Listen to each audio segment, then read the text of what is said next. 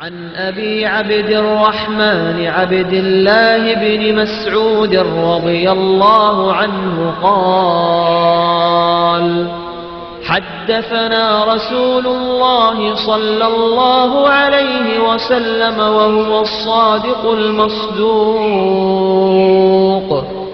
إن أحدكم يجمع خلقه في بطن أمه 40 يوما نطفة ثم يكون علقة مثل ذلك ثم يكون مضغة مثل ذلك ثم يرسل إليه الملك فينفخ فيه الروح ويؤمر ب4 كلمات: بكتب رزقه وأجله وعمله وشقي أو سعيد.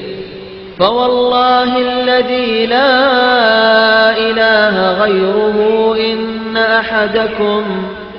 إن أحدكم ليعمل بعمل أهل الجنة حتى ما يكون بينه وبينها إلا ذراع فيسبق عليه الكتاب فيعمل بعمل أهل النار فيدخلها، وإن أحدكم ليعمل بعمل أهل النار حتى ما يكون بينه وبينها إلا ذراع فيسبق عليه الكتاب فيعمل بعمل أهل الجنة فيدخلها.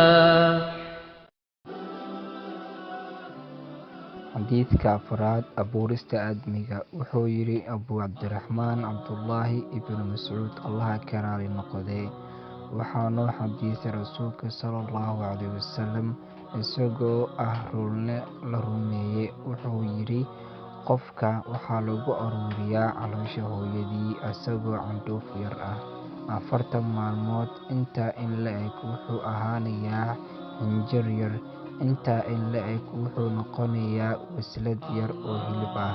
Markaasaa loo soo dirayaa malag, wuxuu ku afuufayaa nafta, waxaana la farayaa 4 arrimood: inuu qoro arsaaqadiisa, cimrigiisa, shaqadiisa ama camalkiisa, inuu yahay shaqaabad ama saciid.